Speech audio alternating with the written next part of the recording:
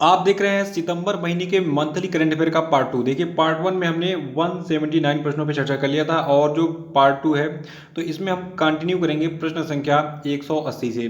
तो ये part two जो है ये काफ़ी इंपॉर्टेंट है। इसमें सारे प्रश्न आपको जो है ओलंपिक पैरा ओलंपिक और बहुत सारे अपॉइंटमेंट वाले और जितने भी सैन्य अभ्यास हैं और बहुत सारे सम्मेलन वाले और बहुत सारे बुक्स एंड आथर वाले प्रश्न मिलेंगे जो कि आपकी आगामी सभी परीक्षाओं के लिए मोस्ट इंपॉर्टेंट होंगे और आपके सभी आगामी परीक्षाओं के लिए मील का पत्थर साबित होंगे। तो शुरू से लास्ट तक वीडियो को ध्यान से किए। और एक खास बात और है, डेली करंट अफेयर सेशन में आप इन सभी प्रश्नों को पूरी डिटेल में देख चुके हैं। तो जो आपको यहाँ पे प्रश्न स्क्रीन पे दिखेंगे उसका उत्तर कमेंट बॉक्स में बताते चलिएगा। लास्ट में स्कोर बताइएगा कि आपने कितने प्रश्नों के उत्तर सही दिए हैं, तो इससे आपका रिवीजन भी हो जाएगा। और आप पूरा वीडियो देखने के बाद इसकी जो पीडीएफ फाइल है इसको भी डाउनलोड कर सकते हैं। इसकी लिंक डिस्क्रिप्शन बॉक्स में दी गई है। साथ में टेलीग्राम चैनल पे आपको जो है पिछले सभी महीनों के मंथली करंट अफेयर की पीडीएफ मिल जाएगी। तो टेलीग्राम चैनल की लिंक जो डिस्क्रिप्शन में दी गई है वहाँ पे क्लिक कीजिए और उसको ज्वाइन जरूर कर लीजिएगा।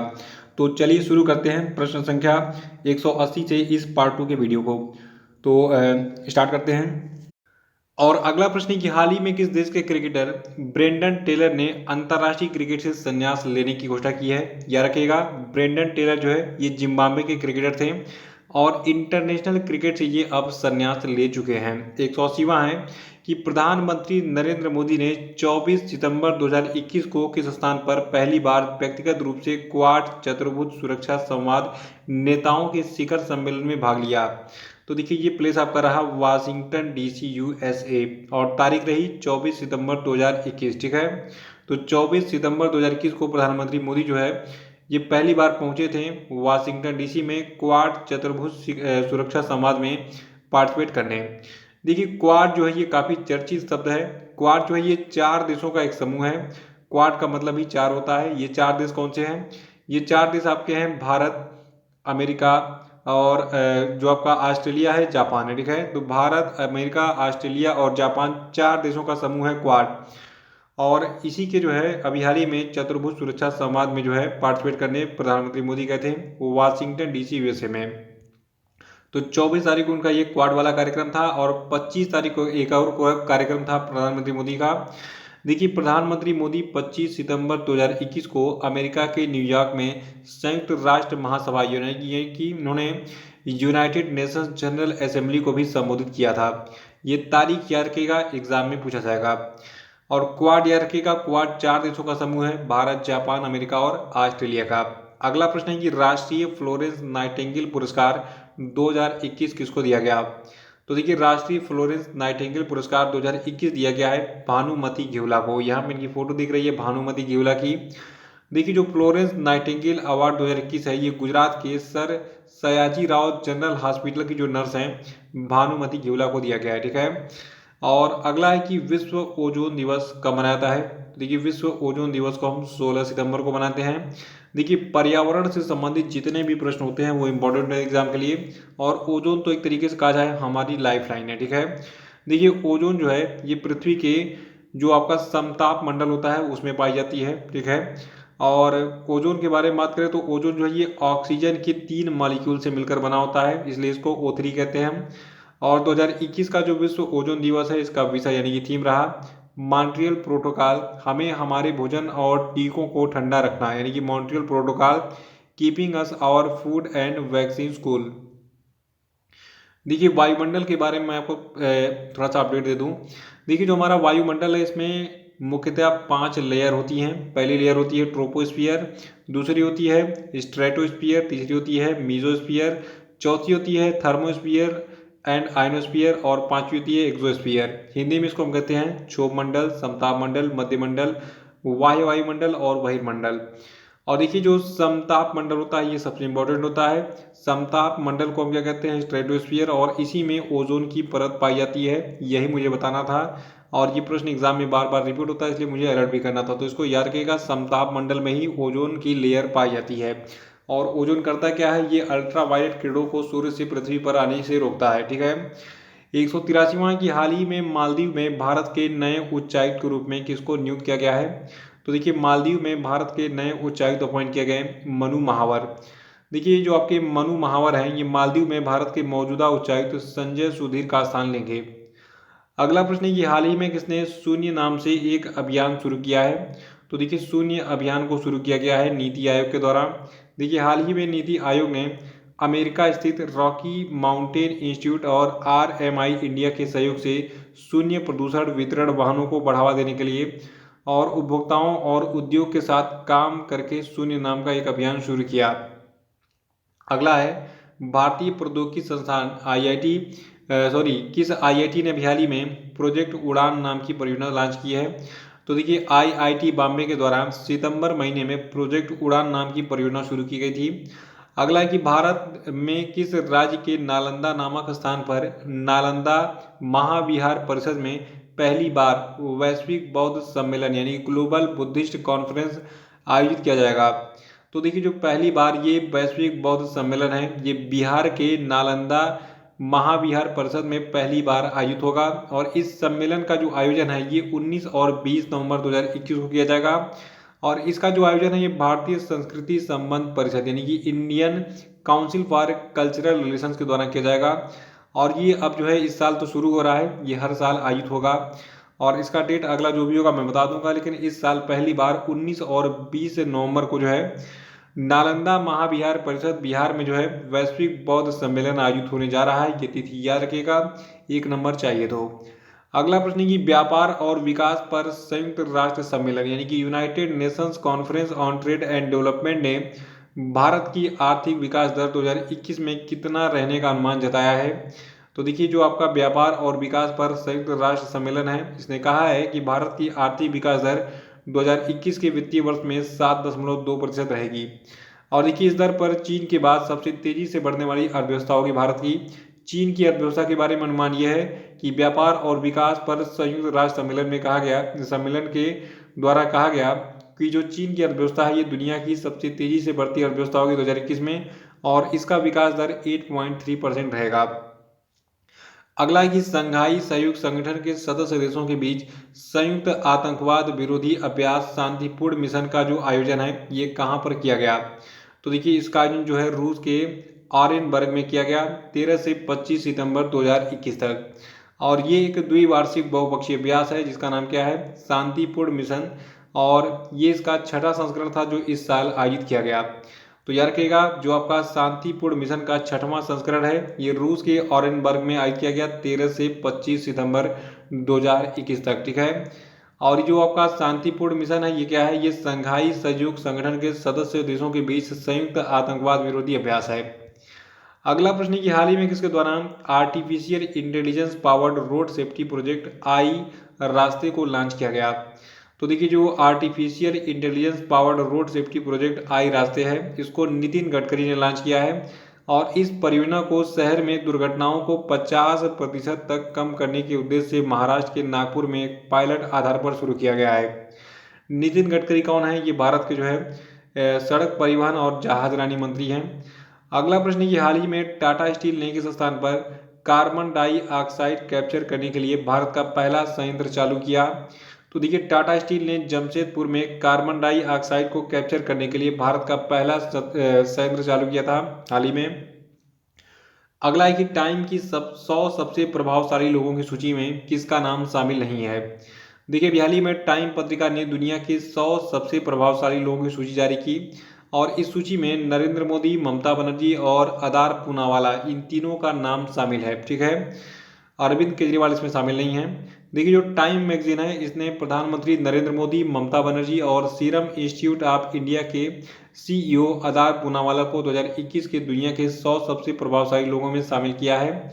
और देखिए दुनिया के जो 100 सबसे प्रभावशाली लोग हैं इनमें पहले स्थान पर आपके हैं अमेरिका के राष्ट्रपति जो बिडेन, दूसरे स्थान पर अमेरिका के उपराष्ट्रपति कमला हैरिस हैं, तीसरे स्थान पर चीन के राष्ट्रपति शी जिनपिंग हैं, चौथे स्थान पर Duke and duchess of success Prince Harry और मेघन हैं और अमेरिका के पूर्व राष्ट्रपति डोनाल्ड ट्रंप जो है इस सूची में 5वें स्थान पर हैं और 6वें स्थान पर इस सूची में चौंकाने वाला नाम है, ये तालिबान का सह संस्थापक है मुल्ला अब्दुल गनी बरादर, ठीक है।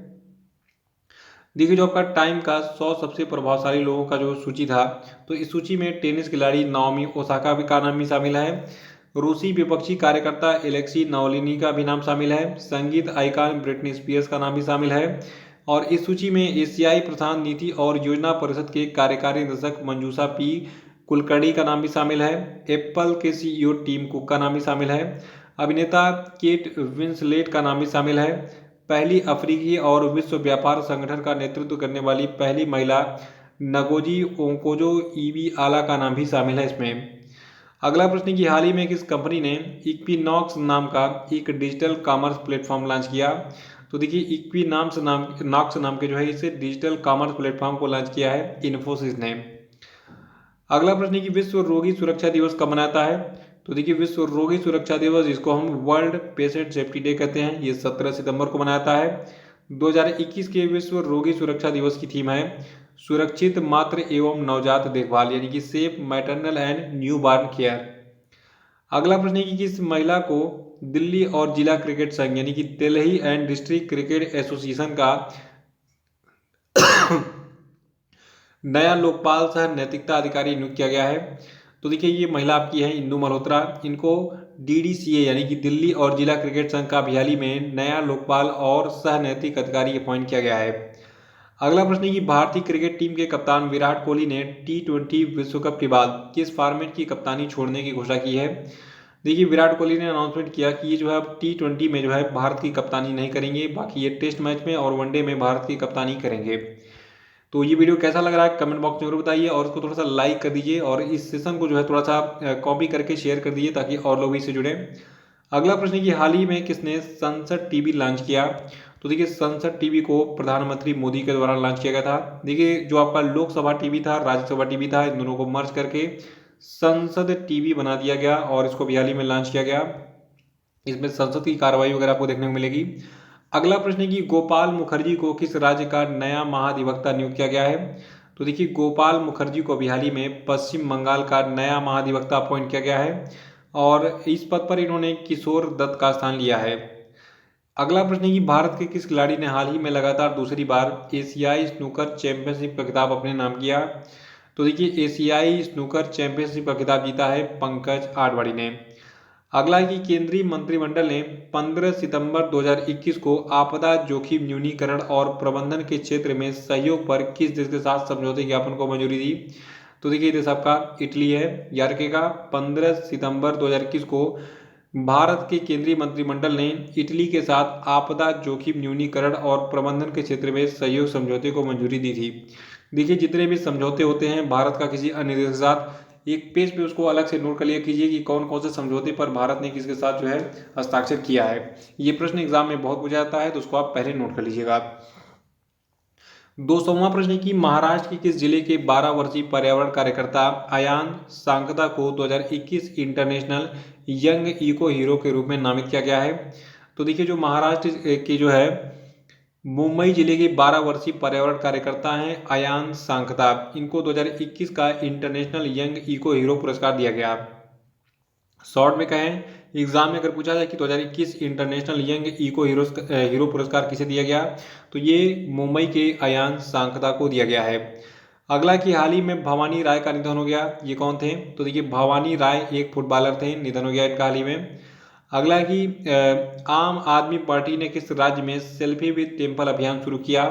तो देखिए सेल्फी विद टेम्पल अभियान को आम आदमी पार्टी ने उत्तराखंड में शुरू किया था और इसके अंतर्गत जो है क्या होगा, जो भी लोग हैं उनसे आह्वान किया गया कि आपके आसपास में जो भी मंदिर है उनके साथ आप सेल्फी भेजिए, हम उसको सुधारने के लिए जो है और उस मंदिर के जीर्णोद्धार पुनरुद्धार के लिए जो है काम करेंगे, यानी कि उसको रिपेयर करेंगे, उसको वर्ल्ड लेवल का बनाएंगे, फेमस करेंगे। 203वां की हाल ही में कैबिनेट ने किस क्षेत्र में 100% FDI को मंजूरी दी।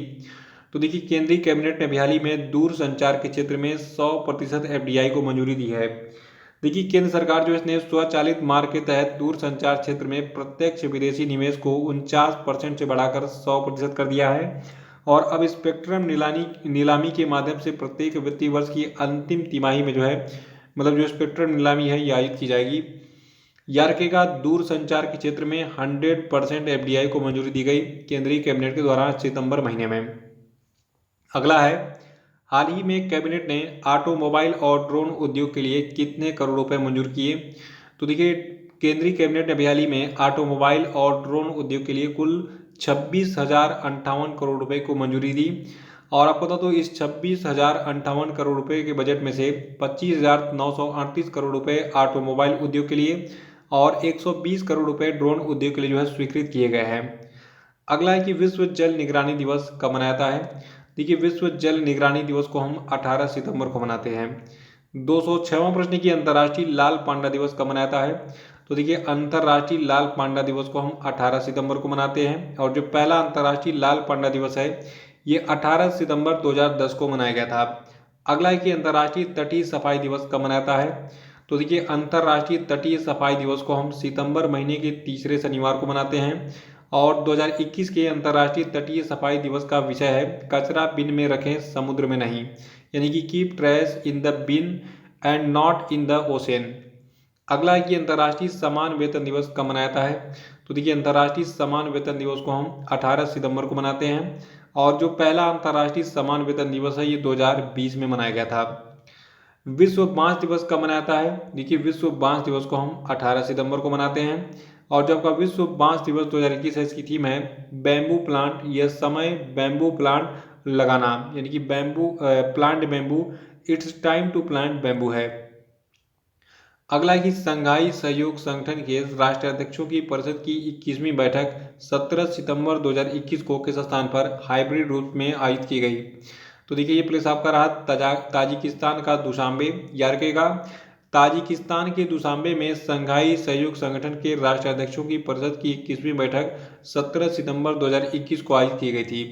देखिए इसमें भारतीय प्रतिनिधिमंडल का नेतृत्व किया था प्रधानमंत्री मोदी ने और पीएम मोदी ने वीडियो लिंक के माध्यम से इस बैठक में पार्टिसिपेट किया था। दुशांबे में भारत का जो प्रतिनिधित्व जो है ये भारत के विदेश मंत्री डॉक्टर एस जयशंकर ने किया था। फिर सुनिए जो आपका ये संघाई सहयोग संगठन का 21वां बैठक था राष्ट्राध्यक्षों का, ठीक है, तो इसको पीएम मोदी ने ऑनलाइन माध्यम से संबोधित किया था, लेकिन इसमें ताजिकिस्तान के दुशांबे में जाकर भारत के विदेश मंत्री जो आपके हैं डॉक्टर एस जयशंकर, इन्होंने इस बैठक में डायरेक्टली पार्टिसिपेट किया था। अगला है कि translating my self and other किसकी लिखी गई पुस्तक है। तो देखिए translating my self and other जो है ये झुम्पा लाहिड़ी की पुस्तक है। और देखिए झुम्पा लाहिड़ी की कुछ और भी पॉपुलर किताबें हैं जो एग्जाम में पूछी जाती हैं, जैसे कि interpreter of melodies, unaccustomed earth, the namesake, nobody's business, hell heaven, once in a life time और यर्स एंड, ठीक है, ये सभी पुस्तकें झुम्पा लाहिड़ी की हैं। नाम याद करेंगे तो आपको एग्जाम में 1 नंबर मिल जाएगा। अगला प्रश्न है कि भारत का 61वां सॉफ्टवेयर प्रौद्योगिकी पार्क केंद्र किस राज्य में खोला गया। तो देखिए भारत का 61वां सॉफ्टवेयर प्रौद्योगिकी पार्क खोला गया नागालैंड में, और अभी हाल ही में नागालैंड की राजधानी कोहिमा में नागालैंड के इस पहले और भारत के 61वें software technology park of India का जो है उद्घाटन किया गया। अगला है कि हाल ही में किसे राष्ट्रीय लघु उद्योग निगम लिमिटेड के अध्यक्ष सह प्रबंध निदेशक के रूप में नियुक्त किया गया है। तो देखिए अभी हाल ही में अलका नांगिया अरोड़ा को जो है राष्ट्रीय लघु उद्योग निगम लिमिटेड यानी कि national small industries corporation limited के अध्यक्ष सह प्रबंध निदेशक यानी कि चेयरमैन कम मैनेजिंग डायरेक्टर यानी कि CMD के रूप में अपॉइंट किया गया था सितंबर महीने में। अगला प्रश्न की हाल ही में डबल ओलंपिक हैमर थ्रो स्वर्ण पदक विजेता यूरी सेडिक का निधन हो गया। ये किस देश के निवासी थे। तो देखिए जो आपके यूरी सेडिक थे जो कि डबल ओलंपिक हैमर थ्रो स्वर्ण पदक विजेता थे, ये जो है यूक्रेन से बिलोंग करते थे। और नेक्स्ट है हाल ही में रक्षा मंत्रालय ने राष्ट्रीय कैडेट कोर की व्यापक समीक्षा के लिए एक उच्च स्तरीय विशेषज्ञ समिति का गठन किया है। इस समिति के अध्यक्ष कौन होंगे। तो देखिए जो आपका विशेषज्ञ समिति होगा इसके अध्यक्ष होंगे वैजयंत पांडा। फिर सुनिए जो आपका NCC यानी कि राष्ट्रीय कैडेट कोर है तो इसकी व्यापक समीक्षा के लिए रक्षा मंत्रालय ने एक उच्च स्तरीय विशेषज्ञ समिति का गठन किया है। इस समिति के अध्यक्ष होंगे वैजयंत पांडा। और देखिए ये 15 सदस्यीय एक समिति होगी और इसके मेंबर होंगे क्रिकेटर MS धोनी और महिंद्रा ग्रुप के चेयरमैन आनंद महिंद्रा भी। नेक्स्ट है कि हाल ही में किस राज्य के प्रसिद्ध लेखक अजीज हजीनी का निधन हो गया।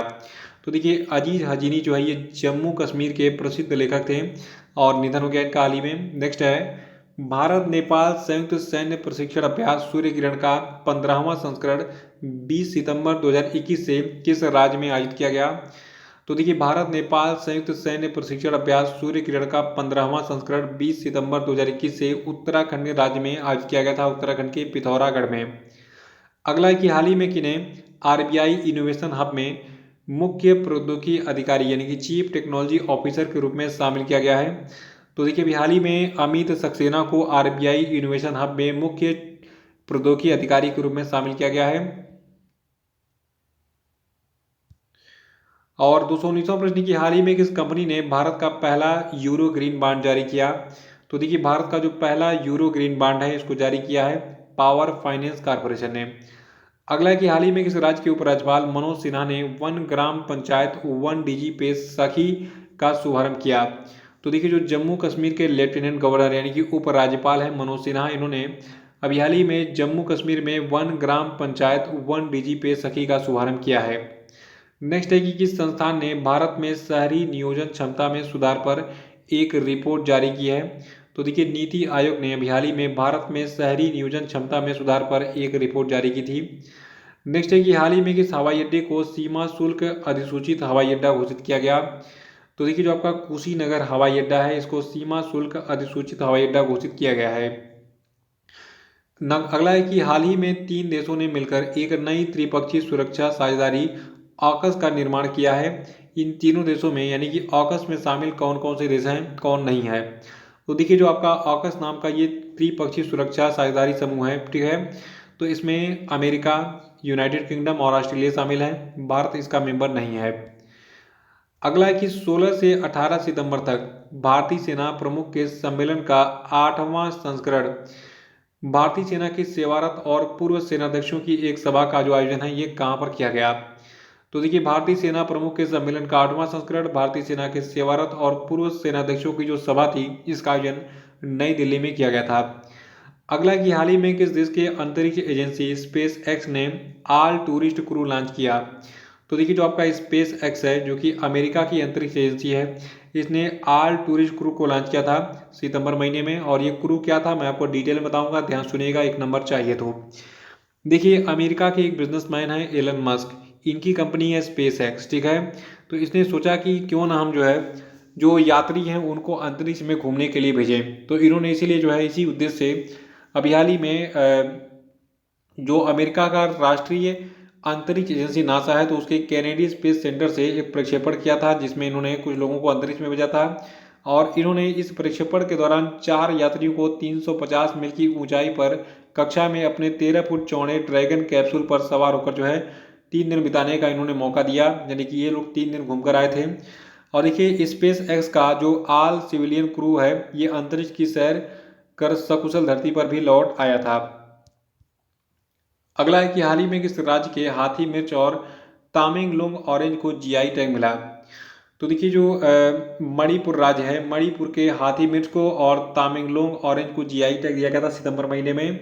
आपको बता दूं जो मणिपुर का 2 प्रसिद्ध उत्पाद है हाथी मिर्च, ये मणिपुर के उखरुल जिले में पाया जाता है। और जो आपका तामेंगलोंग मिर्च है, सॉरी तामेंगलोंग ऑरेंज है, मिर्च नहीं है ये, ठीक है। हाथी मिर्च है और तामेंगलोंग क्या है, ऑरेंज है, यानी कि संतरा है। तो ये जो है जो आपका मणिपुर राज्य है वहाँ के तामेंगलोंग जिले में पाया जाता है। तो इन दोनों को जीआई टैग मिल चुका है। अगला प्रश्न है कि फिनो पेमेंट्स बैंक के नए ब्रांड एम्बेसडर कौन बने? तो देखिए फिनो पेमेंट्स बैंक के नए ब्रांड एम्बेसडर बने हैं पंकज त्रिपाठी। अगला है कि पंजाब के नए मुख्यमंत्री कौन बन गए हैं? तो देखिए पंजाब के नए मुख्यमंत्री का नाम है चरणजीत सिंह चन्नी। और चन्नी जो है ये जो है चमकौर साहिब से जो है पंजाब के तीसरी बार विधायक हैं।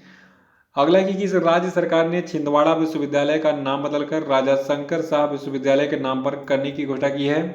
तो देखिए मध्य प्रदेश की सरकार ने कहा है कि जो छिंदवाड़ा विश्वविद्यालय है ये अब राजा शंकर शाह विश्वविद्यालय के नाम से जाना जाएगा। राजा शंकर शाह कौन थे? ये जो है मध्य प्रदेश के गोंडवाना साम्राज्य के राजा हुआ करते थे, स्वतंत्रता संग्राम सेनानी थे। इन्होंने अंग्रेजों से लड़ते हुए अपनी जान गंवा दी थी। और 230वां की सीमा सड़क संगठन ने सड़क निर्माण कंपनी की कमान अभी हाल ही में किस मतलब पहली बार किस महिला सैन्य कमांडर को सौंपी है? तो देखिए ये काफी चर्चा में थी, इनका नाम है मेजर आइना। याद रखिएगा बॉर्डर रोड ऑर्गेनाइजेशन यानी कि सीमा सड़क संगठन ने सितंबर महीने में अपने सड़क निर्माण कंपनी की जो कमान है ये पहली बार एक महिला सैन्य कमांडर को सौंपा और इस महिला सैन्य कमांडर का नाम मेजर आइना है।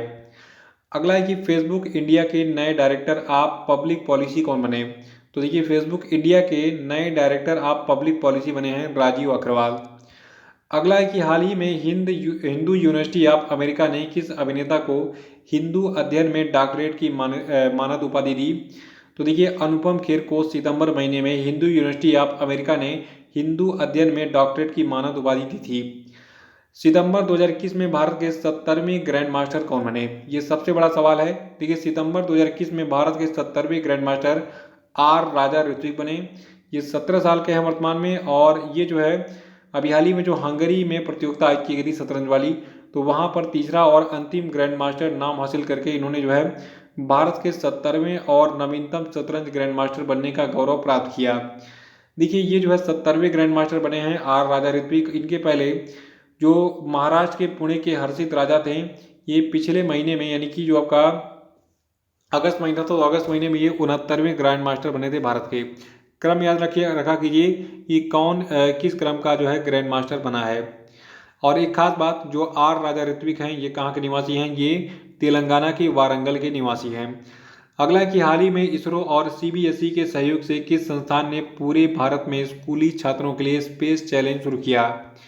तो देखिए हाल ही में नीति आयोग के अटल इनोवेशन मिशन ने इसरो और सीबीएसई के सहयोग से जो है, मतलब ये तीनों ने मिलकर इसरो और सीबीएसई के सहयोग से जो है नीति आयोग के अटल इनोवेशन मिशन ने पूरे भारत में स्कूली छात्रों के लिए स्पेस चैलेंज शुरू किया है। स्पेस चैलेंज का काम यह है कि अंतरिक्ष क्षेत्र में कुछ आप अनुसंधान कीजिए ताकि आपका नॉलेज बढ़े और जो आपका ये जो शोध होगा वो भारत के भी काम आएगा।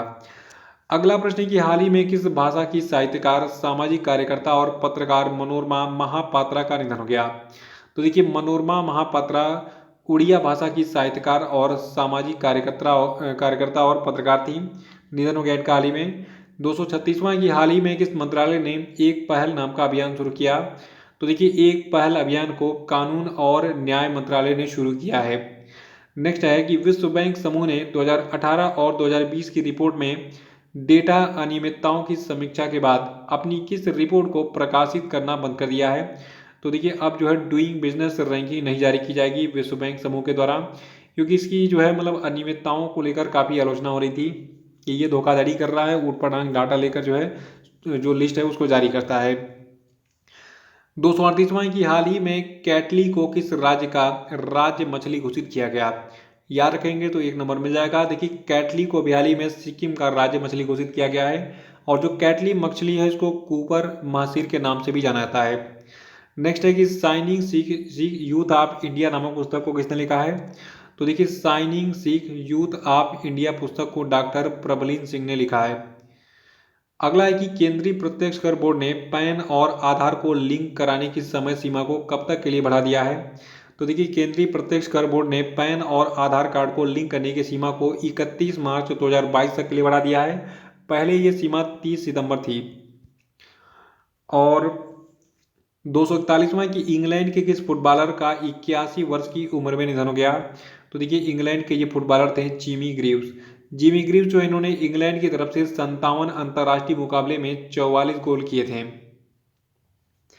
242वां की उद्योग जगत में उल्लेखनीय योगदान हेतु किसे रामकृष्ण बजाज मेमोरियल ग्लोबल पुरस्कार प्रदान किया गया। तो देखिए रामकृष्ण बजाज मेमोरियल ग्लोबल पुरस्कार दिया गया है गौतम अदानी को, जो कि भारतीय बिजनेसमैन है। अगला की स्टील कंपनी गैलेंट ग्रुप ने किस अभिनेता को अपना ब्रांड एम्बेसडर बनाया है। तो देखिए जो स्टील कंपनी गैलेंट ग्रुप है इसने अजय देवगन को अपना ब्रांड एम्बेसडर बनाया है। नेक्स्ट है कि आईपीएल की एक टीम के लिए 200 मैच खेलने वाले पहले खिलाड़ी कौन बन गए हैं। तो देखिए आईपीएल की एक ही टीम के लिए 200 मैच खेलने वाले पहले खिलाड़ी बने हैं विराट कोहली। देखिए विराट कोहली जो है ये रॉयल चैलेंजर्स बेंगलुरु टीम के कप्तान हैं, और आईपीएल में इन्होंने केवल रॉयल चैलेंजर्स बेंगलुरु के लिए जो है टोटल कितने 200 मैच खेले हैं। ठीक है, तो ये केवल एक ही टीम के लिए 200 मैच खेलने वाले पहले खिलाड़ी बन गए हैं आईपीएल में। देखिए 20 सितंबर को कोलकाता नाइट राइडर्स के खिलाफ मैदान पर उतरते ही इन्होंने ये अनोखा रिकॉर्ड बना दिया। अंतर्राष्ट्रीय शांति दिवस कब मनाया जाता है। देखिए अंतर्राष्ट्रीय शांति दिवस को हम इंटरनेशनल पीस डे कहते हैं, ये 21 सितंबर को मनाया जाता है। 2021 के अंतर्राष्ट्रीय शांति दिवस की थीम है एक न्याय संगत और सतत विकास के लिए बेहतर पुनर्प्राप्ति, यानी कि recovering better for an equitable and sustainable world.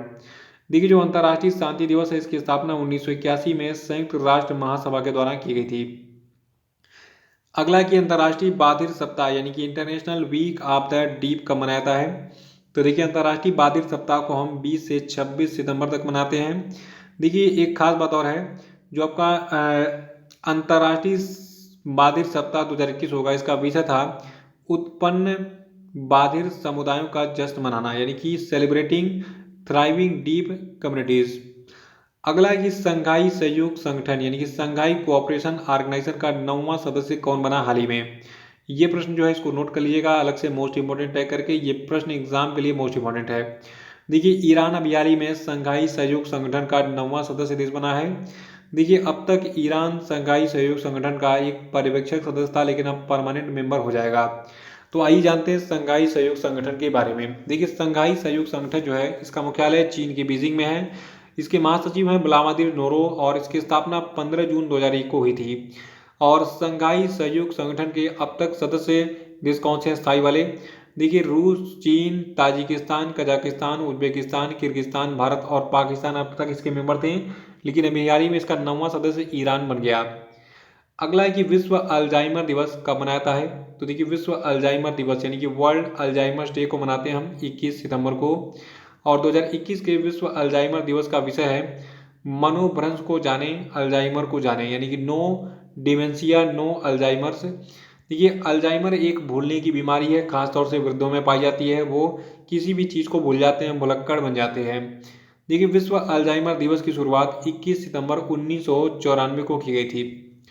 अगला कि 73वें प्राइम टाइम एमी अवार्ड में किस ड्रामा सीरीज को उत्कृष्ट ड्रामा सीरीज का पुरस्कार दिया गया। तो देखिए जो 73वां प्राइम टाइम एमी अवार्ड था, इसमें जो है द क्राउन नाम के ड्रामा सीरीज को उत्कृष्ट ड्रामा सीरीज का पुरस्कार दिया गया। आज आपको मैं पूरे एमी अवार्ड का लिस्ट बताऊंगा किसको किस श्रेणी में कौन सा पुरस्कार मिला है, ठीक है। सबसे पहले एमी के बारे में जान लीजिए, एमी क्या है। देखिए एमी अवार्ड को टीवी जगत के सबसे चर्चित और पसंद किए जाने वाले शो और सीरीज को जो है प्रतिवर्ष सम्मानित करने के लिए academy of TV arts and science की ओर से दिया जाता है। साल 2021 में 73वें एमी अवार्ड समारोह का जो आयोजन है ये 19 सितंबर की शाम को अमेरिका के लॉस एंजल्स में किया गया था। आयोजन स्थल याद रखिएगा। देखिए 2021 का जो एमी अवार्ड है इसमें उत्कृष्ट ड्रामा सीरीज का पुरस्कार द क्राउन को मिला। इसमें उत्कृष्ट हास्य श्रृंखला का पुरस्कार टेड लासो को मिला। उत्कृष्ट वैरायटी टॉक शो का पुरस्कार मिला last week tonight with John Oliver को। और उत्कृष्ट सीमित श्रृंखला का पुरस्कार द क्वींस गंभीर को दिया गया। और 2021 का जो एमी अवार्ड था इसमें उत्कृष्ट अभिनेता कॉमेडी का पुरस्कार जेसन सुदेकिस ने जीता टेड लासो के लिए। और उत्कृष्ट अभिनेता नाटक का पुरस्कार जोश ओकोनोर को दिया गया। और उत्कृष्ट अभिनेता सीमित श्रृंखला या मूवी का पुरस्कार इवान मैग्रेगर को दिया गया हेस्टन के लिए। उत्कृष्ट अभिनेत्री कॉमेडी का पुरस्कार जीन स्मार्ट ने जीता हैक्स के लिए। उत्कृष्ट अभिनेता नाटक का पुरस्कार ओलिविया कोलमैन को द क्राउन के लिए दिया गया। उत्कृष्ट अभिनेत्री सीमित श्रृंखला या मूवी का पुरस्कार केट विंसलेट को दिया गया मेयर ऑफ ईस्ट टाउन के लिए। और उत्कृष्ट सहायक अभिनेता कॉमेडी का पुरस्कार ब्रेट गोल्डस्टीन को टेड लासो के लिए दिया गया। और उत्कृष्ट सहायक अभिनेता नाटक का पुरस्कार 2021 एमी अवार्ड में दिया गया टेबियास मेंजिस को द क्राउन के लिए। और 2021 के एमी अवार्ड में उत्कृष्ट सहायक अभिनेता का पुरस्कार सीमित श्रृंखला या मूवी के लिए एवन पीटर्स को दिया गया मेयर ऑफ ईस्ट टाउन के लिए। और इसमें उत्कृष्ट सहायक अभिनेत्री कॉमेडी का पुरस्कार हन्ना वेंडिगम को दिया गया टेड लासो के लिए। और उत्कृष्ट सहायक अभिनेत्री नाटक का पुरस्कार गिलियन एंडरसन ने जीता द क्राउन के लिए। उत्कृष्ट सहायक अभिनेत्री सीमित श्रृंखला या मूवी का पुरस्कार जूलियस निकोलसन को दिया गया मेयर ऑफ ईस्ट टाउन के लिए। उत्कृष्ट निर्देशक कॉमेडी का पुरस्कार लूसिया एनिएलो को दिया गया हैक के लिए। और उत्कृष्ट निर्देशक नाटक का पुरस्कार जेसिका होप्स को दिया गया द क्राउन के लिए। और 2021 के एमी अवार्ड में उत्कृष्ट निर्देशक सीमित श्रृंखला मूवी या नाटकीय विशेष का पुरस्कार स्कॉट फ्रैंक को दिया गया द क्वींस गम्बिट के लिए।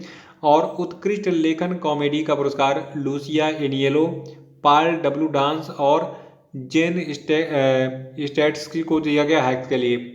और उत्कृष्ट लेखन नाटक का पुरस्कार पीटर मार्गन ने जीता द क्राउन के लिए। और उत्कृष्ट लेखन सीमित श्रृंखला मूवी या नाटकीय विशेष का पुरस्कार माइकेला कोएल को दिया गया आई मैं डिस्ट्रॉय यू के लिए, ठीक है। 250वां प्रश्न की हाल ही में अखिल भारतीय अखाड़ा परिषद के अध्यक्ष का निधन हो गया, उनका क्या नाम था? तो देखिए जो आपका अयोध्या में अखिल भारतीय अखाड़ा परिषद था, इसके अध्यक्ष का नाम था महंत नरेंद्र गिरी। ठीक है, तो महंत नरेंद्र गिरी का निधन हो गया हाल ही में। देखिए जो आपके महंत नरेंद्र गिरी हैं 2016 में पहली बार ये अखाड़ा परिषद के प्रमुख बने थे और 2019 में दूसरी बार ये जो है अखिल भारतीय अखाड़ा परिषद के जो है अध्यक्ष यानी कि प्रमुख चुने गए थे। तो निधन हो गया हाल ही में।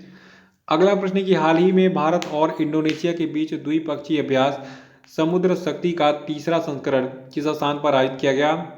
तो देखिए भारत और इंडोनेशिया के बीच में द्विपक्षीय अभ्यास समुद्र शक्ति का तीसरा संस्करण सुंदा जल डमरू मध्य में अभी हाल ही में आयोजित किया गया। देखिए सुंदा जल डमरू मध्य जो है ये सुंडा भी कहीं लिखा मिलेगा, तो कहीं सुंदा कहीं सुंडा लिखा होता है। स्पेलिंग होती है SUNDA। ठीक है, तो कोई सुंदा पड़ता है कोई सुंडा पड़ता है। तो ये कहाँ पर स्थित है? ये जावा और सुमात्रा द्वीप जो आपका है इंडोनेशिया का, उनके बीच में स्थित है। ठीक है, तो जो सुंदा जल डमरू मध्य है ये इंडोनेशिया के जावा और सुमात्रा द्वीपों के बीच में स्थित है और यहीं पर अभी हाल ही में इस अभ्यास यानी कि समुद्र शक्ति का जो है शुरुआत किया गया था और इसका जो आयोजन है ये एक्ट ईस्ट नीति के अंतर्गत 2018 में पहली बार किया गया था। ठीक है, तो अभी हाल ही में जो आपका इंडोनेशिया में स्थित सुंदा जल डमरू मध्य है वहीं पर किया गया था समुद्र शक्ति का तीसरा संस्करण।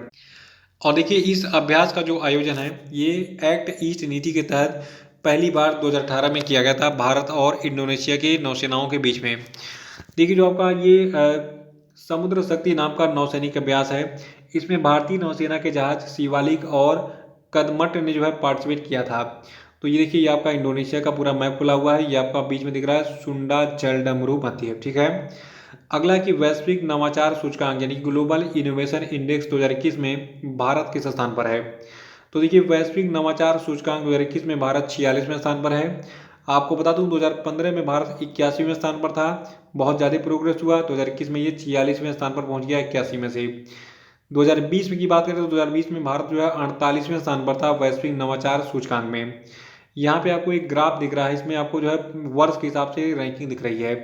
तो देखिए भारत वैश्विक नवाचार सूचकांक में 2015 में 81वें स्थान पर था, 16 में 66वें पहुंच गया, 17 में 60वें पहुंच गया, 18 में 57वें पहुंच गया, 19 में 52वें, 20 में 48वें और 2021 में 46वें स्थान पर भारत पहुंच गया वैश्विक नवाचार सूचकांक यानी कि ग्लोबल इनोवेशन इंडेक्स में। देखिए जो आपका वैश्विक नवाचार सूचकांक 2021 है तो इसमें पहले स्थान पर स्विट्जरलैंड है 65.5 के स्कोर के साथ, दूसरे स्थान पर स्वीडन है 63.1 के स्कोर के साथ और इसमें जो है तीसरे स्थान पर संयुक्त राज्य अमेरिका है 61.3 के स्कोर के साथ, चौथे स्थान पर यूनाइटेड किंगडम है 59.8 के स्कोर के साथ, पांचवें स्थान पर दक्षिण कोरिया है 59.3 के स्कोर के साथ, 46वें स्थान पर भारत है 36.4 के स्कोर के साथ वैश्विक नवाचार सूचकांक में। देखिए जो वैश्विक नवाचार सूचकांक है इसको विश्व बौद्धिक संपदा संगठन के द्वारा जारी किया जाता है। प्रश्न एग्जाम में बहुत बार पूछा गया है कि जो आपका विश्व बौद्धिक संपदा संगठन है इसके द्वारा कौन सा सूचकांक जारी किया जाता है, तो इसका नाम है सूचकांक का ग्लोबल इनोवेशन इंडेक्स यानी कि वैश्विक नवाचार सूचकांक। ठीक है, देखिए जो ग्लोबल इनोवेशन इंडेक्स है ये दुनिया भर के 132 देशों और अर्थव्यवस्थाओं के नवाचार प्रदर्शन के बारे में विस्तृत मैट्रिक्स प्रदान करता है और इसके जो 80 संकेतक होते हैं राजनीतिक वातावरण होते हैं, शिक्षा, बुनियादी ढांचे और व्यापार परिष्कार सहित नवाचार की व्यापक दृष्टि का ये पता लगाते हैं। और देखिए जो आपका संगठन है विश्व बौद्धिक संपदा संगठन, ठीक है, इसका मुख्यालय कहाँ पे है? जिनेवा स्विट्जरलैंड में। स्थापना इसकी 14 जुलाई 1967 को हुई थी। सदस्यता इसकी 193 देश के पास है और इसके महानिदेशक है वर्तमान में डैरेन टैंग। और अगला कि हाल ही में किस देश के स्टार्टअप कोलोसल बायोसाइंसेज ने वोली मैमथ या फिर उनके जैसे जानवरों को विलुप्त होने से बचाने और उन्हें साइबेरियाई टुंड्रा के ठंडे परिदृश्य में लाने की अपनी योजना की घोषणा की है? तो देखिए देश आपका अमेरिका है। और अगला प्रश्न है कि सितंबर 2021 में किस देश ने अंतर्राष्ट्रीय नीतियों पर अपना प्रभाव बढ़ाने के लिए 11 देशों के एशिया प्रशांत मुक्त व्यापार समूह यानी कि एशिया पैसिफिक फ्री ट्रेड में जो है शामिल होने के लिए आवेदन किया है? तो देखिए जो आपका सितंबर का महीना था, सितंबर महीने में चीन ने कहा था कि भैया हमको भी एशिया पैसिफिक फ्री ट्रेड यानी कि एशिया प्रशांत मुक्त व्यापार समूह में जो है शामिल कर लो।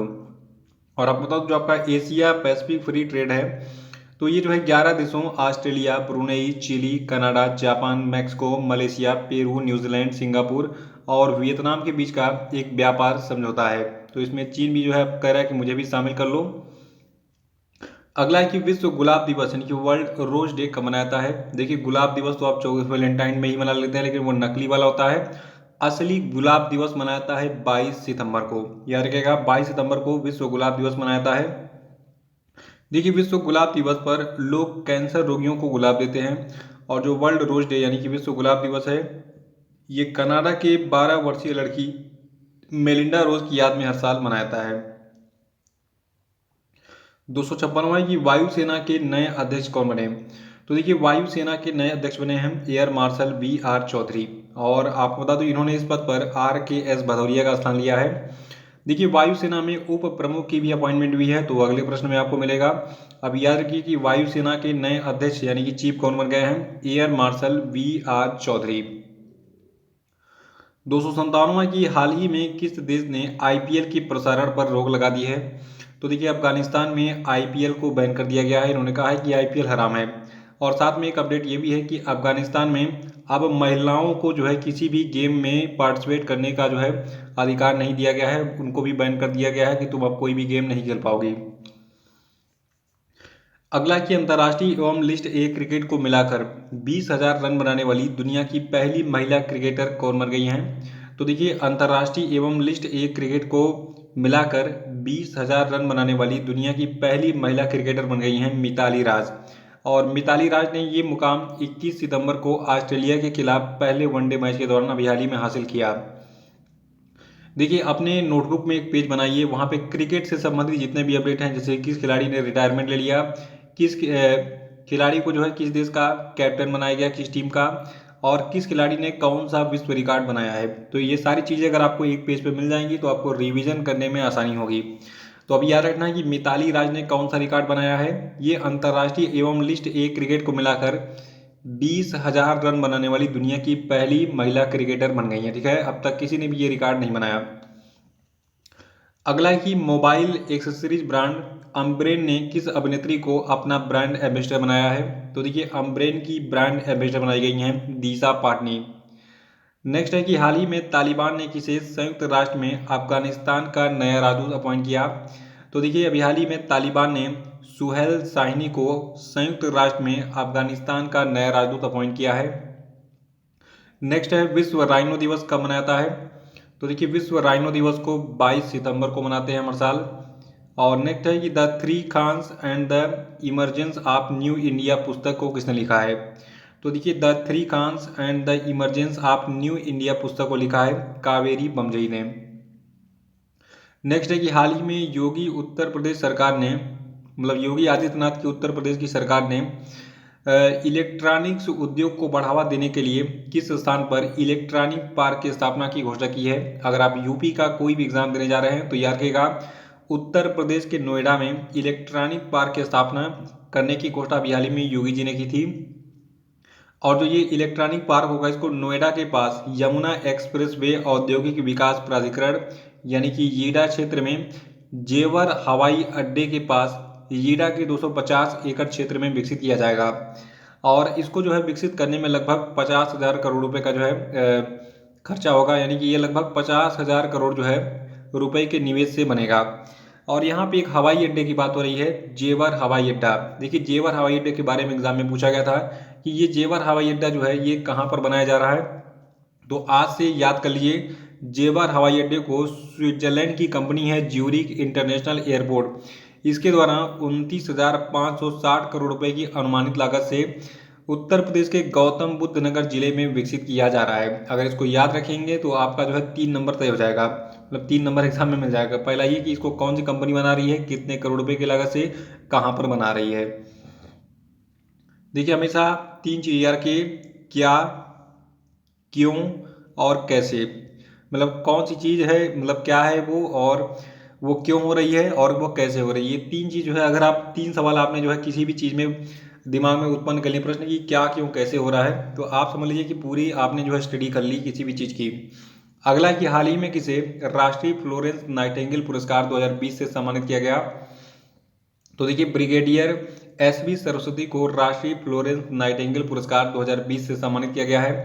अगला है कि ब्रिटेन के अंतर्राष्ट्रीय व्यापार विभाग के द्वारा जारी एक रिपोर्ट के अनुसार भारत किस वर्ष तक दुनिया का तीसरा सबसे बड़ा आयातक देश बन जाएगा। तो देखिए, अंतर्राष्ट्रीय व्यापार विभाग के द्वारा जारी रिपोर्ट के अनुसार भारत 2050 तक दुनिया का तीसरा सबसे बड़ा आयातक देश बन जाएगा। और देखिए, वर्तमान में एक आंकड़ा जो पब्लिश हुआ है अंतर्राष्ट्रीय व्यापार विभाग के द्वारा ब्रिटेन के, तो इसमें ये बताया गया है कि वर्तमान में अमेरिका जो है दुनिया का सबसे बड़ा आयातक देश है, और उसके बाद फिर चाइना है, फिर जर्मनी है, फिर फ्रांस है, फिर यूके है, फिर जापान है, फिर नीदरलैंड है, और भारत दुनिया का 8वां वर्तमान में सबसे बड़ा आयातक देश है। ठीक है, और उसके बाद फिर आपका 10वें नंबर पर साउथ कोरिया है।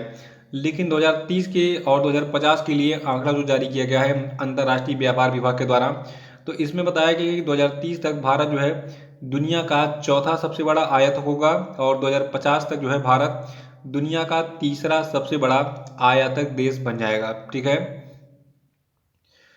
अगला है कि हाल ही में कौन 2 चोटियों को फतह करने वाली सबसे तेज भारतीय बन गई हैं। तो देखिए, 2 चोटियों को फतह करने वाली सबसे तेज भारतीय बन गई हैं गीता समोता।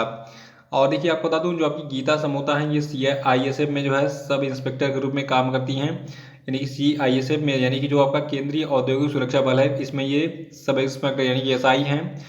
और ये जो है अफ्रीका और रूस में स्थित 2 चोटियों को फतह करने वाली सबसे तेज भारतीय यानी कि फास्टेस्ट इंडियन बन गई हैं। और इन्होंने किन किन 2 चोटियों पे चढ़ाई की है उसके नाम भी मैं आपको बताऊंगा, और चोटियों के बारे में डिटेल भी। तो ध्यान सुनिएगा, आपके 3-4 प्रश्न तैयार हो जाएंगे। देखिए, जो आपका सितंबर महीने था, सितंबर महीने की शुरुआत में जो सब इंस्पेक्टर गीता समोता हैं, इन्होंने रूस में माउंट एल्ब्रस को फतह किया था। और माउंट एल्ब्रस की ऊंचाई कितनी है? 4741 मीटर है। तो माउंट एल्ब्रस के बारे में याद रखिएगा। और माउंट एल्ब्रस क्या है? माउंट एल्ब्रस यूरोप की सबसे ऊंची चोटी है। अगर एग्जाम में प्रश्न पूछा जाए यूरोप की सबसे ऊंची चोटी कौन सी है, तो यह है माउंट एल्ब्रस। और ये कितनी ऊंची है? 4741 मीटर। और इसके बाद इन्होंने जो है किलिमंजारो चोटी को फतह किया था। देखिए, किलिमंजारो चोटी कहाँ पर स्थित है? ये तंजानिया में स्थित है। और किलिमंजारो जो आपका है ये अफ्रीका का सबसे ऊंचा चोटी है, तो इसको भी इन्होंने फतह किया था। याद रखिएगा, किलिमंजारो जो है अफ्रीका की सबसे ऊंची चोटी है। और माउंट किलिमंजारो जो है इसकी ऊंचाई है 5895 मीटर। तो ये थोड़ा सा आज हमने करंट से के साथ साथ ज्योग्राफी पढ़ लिया। अगला कि हाल ही में कौन तीसरी बार कनाडा के प्रधानमंत्री बने। तो देखिए, कनाडा के नए प्रधानमंत्री बन गए हैं जस्टिन ट्रूडो। नए क्या हैं? पहली बार बने थे, दूसरी बार बने थे, अभी तीसरी बार भी ये बन गए हैं। अभी रिसेंटली चुनाव हुआ था कनाडा में।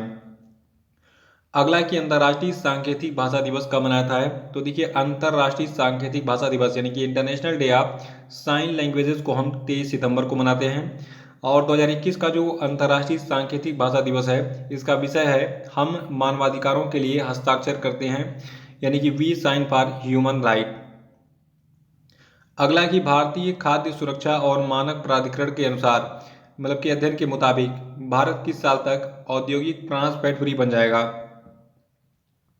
देखिए, अभी हाल ही में भारतीय खाद्य सुरक्षा और मानक प्राधिकरण यानी कि FSSAI के अध्ययन के अनुसार ये पता चला है, मतलब एक टारगेट रखा गया है भारत सरकार के द्वारा कि 2022 तक जितने भी ट्रांस फैट हैं उनको जो है भोजन में इस्तेमाल नहीं किया जाएगा, यानी कि भारत 2022 तक जो है औद्योगिक रूप से ट्रांस फैट फ्री बन जाएगा। और अगला कि किस देश के निवासी फैरोज फैजा बिथर को 2021 का चेंज मेकर अवार्ड दिया गया। तो देखिए, बांग्लादेश के निवासी फैरोज फैजा बिथर को जो है 2021 का चेंज मेकर अवार्ड दिया गया है।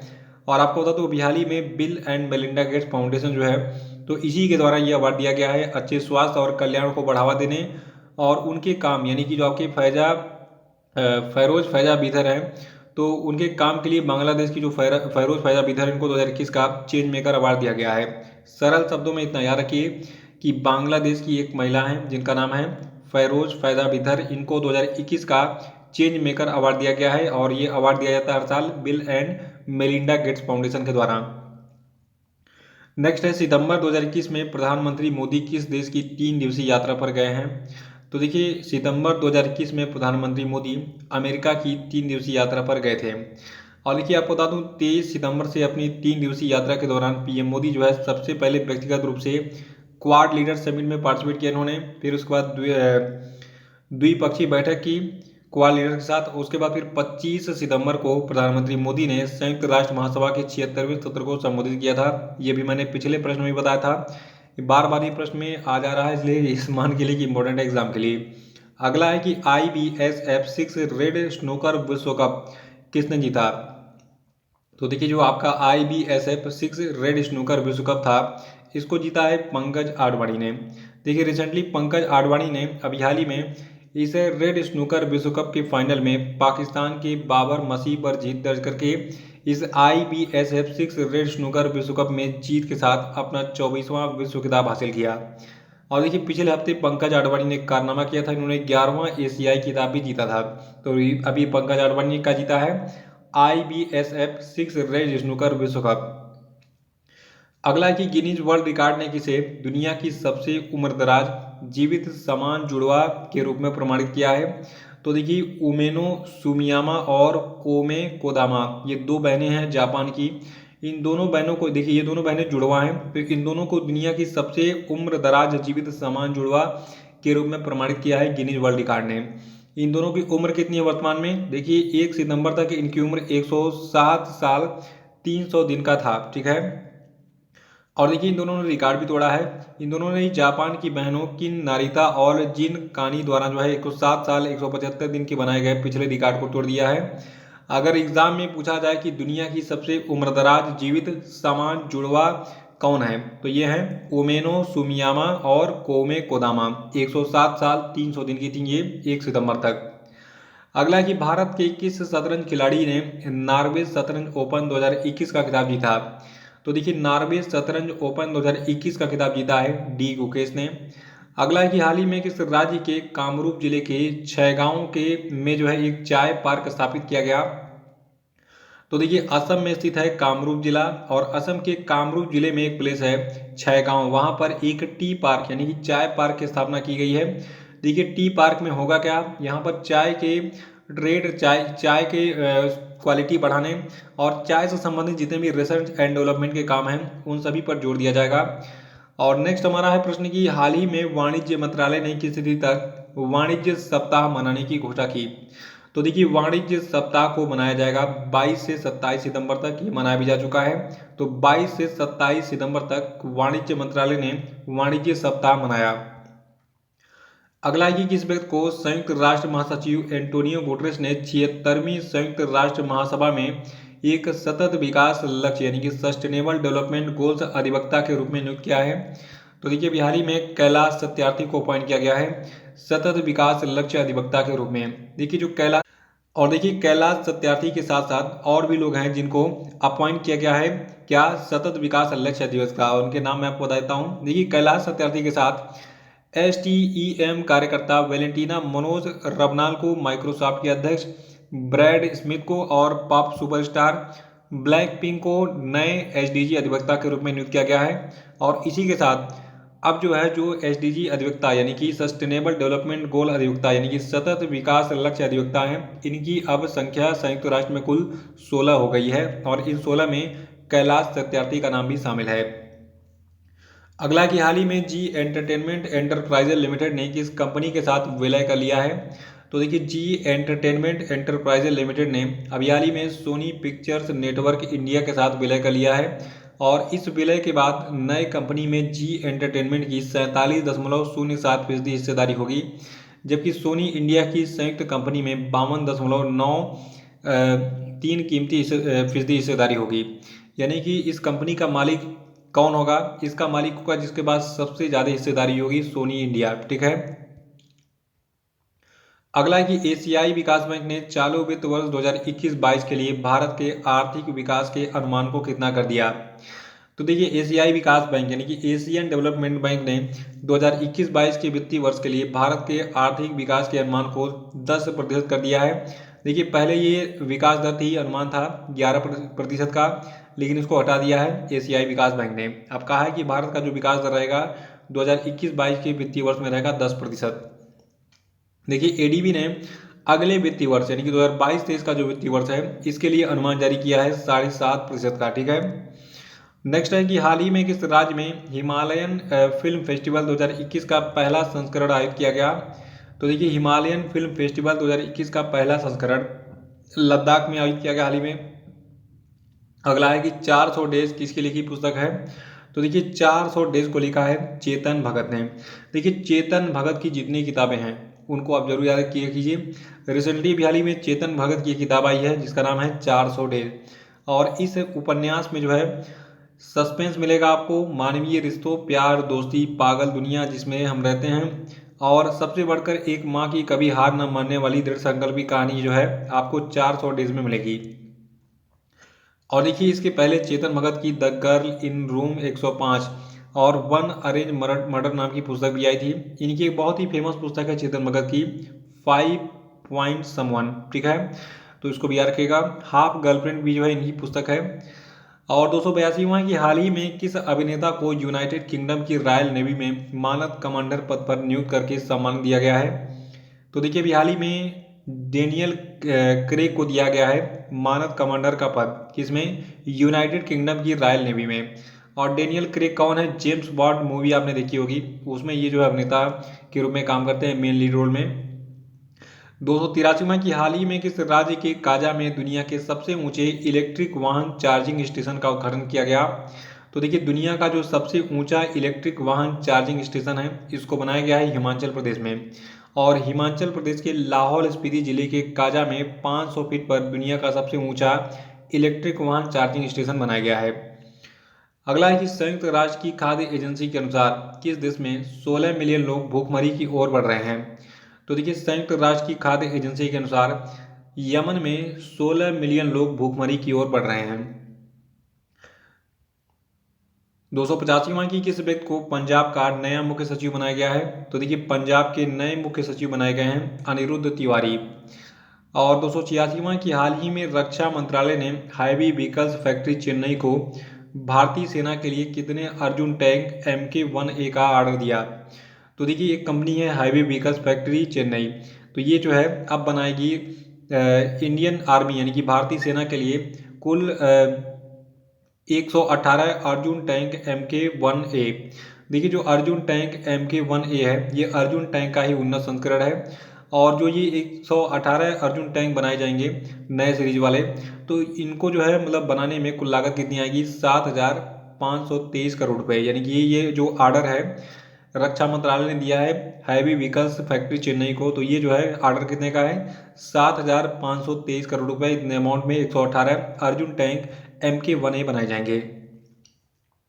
अगला है कि केंद्र सरकार ने शोध को बढ़ावा देने के उद्देश्य से शिक्षण संस्थानों का पेटेंट शुल्क कितने प्रतिशत घटा दिया है?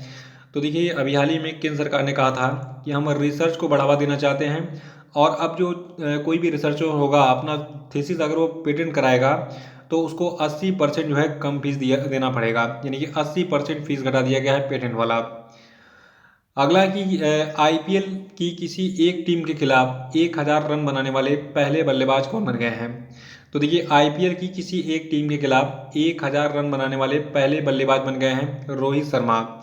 रोहित शर्मा जो ये मुंबई इंडियंस के कैप्टन हैं, और इनके नाम अब कोलकाता के खिलाफ 29 पारियों में 1015 रन बनाने का रिकॉर्ड बन गया है। देखिए इसके अलावा रोहित शर्मा ने कोलकाता नाइट राइडर के खिलाफ अपने 100 चौके भी पूरी कर लिए हैं, और ये KKR यानी कि कोलकाता नाइट राइडर के खिलाफ 100 चौके जड़ने वाले पहले बल्लेबाज भी बन गए हैं। तो कई सारे रिकॉर्ड बना दिए हैं रोहित शर्मा ने। अगला है कि हाल ही में पेंशन फंड नियामक और विकास प्राधिकरण ने किस तिथि को राष्ट्रीय पेंशन प्रणाली दिवस मनाने की घोषणा की है? तो देखिए 1 अक्टूबर 2021 को मनाया जाएगा राष्ट्रीय पेंशन प्रणाली दिवस। याद रखिएगा जो पेंशन फंड नियामक और विकास प्राधिकरण है इसने कहा था कि 1 अक्टूबर 2021 को राष्ट्रीय पेंशन प्रणाली दिवस मनाया जाएगा। देखिए जितने भी नए दिवस मनाने की घोषणा की जा रही है इसको जरूर याद रखा कीजिए। नेक्स्ट है कि हाल ही में किस राज्य के पूर्व राज्यपाल YS डडवाल का निधन हो गया? तो देखिए YS डडवाल अरुणाचल प्रदेश के पूर्व राज्यपाल थे, और 2016 में ये राज्यपाल बने थे अरुणाचल प्रदेश के। अगला है कि भारतीय सेना ने 26 से 29 सितंबर तक किस स्थान पर विजय सांस्कृतिक महोत्सव का आयोजन किया? तो देखिए 26 से 29 सितंबर तक कोलकाता में विजय सांस्कृतिक महोत्सव का आयोजन किया गया था और ये महोत्सव भारत पाकिस्तान युद्ध 1971 की स्वर्ण जयंती के उपलक्ष्य में मनाया गया था। तो इंडियन आर्मी ने, याद रखिएगा, कोलकाता में 26 से 29 सितंबर तक विजय सांस्कृतिक महोत्सव मनाया 1971 की स्वर्ण जयंती के उपलक्ष्य में। अगला है कि 25 सितंबर को किसकी जयंती को चिन्हित करने के लिए हर साल अंत्योदय दिवस मनाया जाता है? तो देखिए 25 सितंबर को पंडित दीनदयाल उपाध्याय की जयंती को चिन्हित करने के लिए हर साल अंत्योदय दिवस मनाया जाता है और ये दिन पहली बार 2015 में मनाया गया था। अंत्योदय का मतलब होता है गरीब से गरीब व्यक्ति का उत्थान या फिर अंतिम व्यक्ति का उत्थान। तो ये टारगेट था पंडित दीनदयाल उपाध्याय का, इसीलिए इनके जयंती को चिन्हित करने के लिए हर साल अंत्योदय दिवस मनाया जाता है पंडित दीनदयाल उपाध्याय की जयंती को चिन्हित करने के लिए। और इससे संबंधित अभी और भी प्रश्न आगे मिलेंगे। अगला है कि the fractured Himalaya how the past shadows the present in India China relations नामक पुस्तक को किसने लिखा है? तो देखिए इस पुस्तक को निरुपमा राव ने लिखा है। निरुपमा राव कौन है? ये पूर्व विदेश सचिव हैं भारत की। अगला है कि the long game how the Chinese negotiate with India पुस्तक को किसने लिखा है? तो देखिए the long game how the Chinese negotiate with India पुस्तक को लिखा है विजय गोखले ने। और नेक्स्ट है विश्व फार्मासिस्ट दिवस कब मनाता है? तो देखिए विश्व फार्मासिस्ट दिवस यानी कि वर्ल्ड फार्मासिस्ट डे को मनाते हैं 25 सितंबर को। और 2021 के विश्व फार्मासिस्ट दिवस की थीम है फार्मेसी हमेशा आपके स्वास्थ्य के लिए भरोसेमंद, यानी कि pharmacy always trusted for your health. और नेक्स्ट है कि 24 नवंबर से 5 दिसंबर तक किस राज्य के कलिंगा स्टेडियम में पुरुष हॉकी जूनियर विश्व कप की मेजबानी की जाएगी? तो देखिए 24 नवंबर से 5 दिसंबर तक ओडिशा राज्य के कलिंगा स्टेडियम में पुरुष हॉकी जूनियर विश्व कप की मेजबानी की जाएगी। अगला है कि जंगलनामा पुस्तक के लेखक कौन है? तो देखिए जंगलनामा पुस्तक के लेखक हैं अमिताभ घोष। और बिहारी में अमिताभ घोष की जो ये जंगलनामा है, ठीक है, तो इसका जो है अली सेठी के संगीत और आवाज़ में एक ऑडियो बुक जो है जारी किया गया था।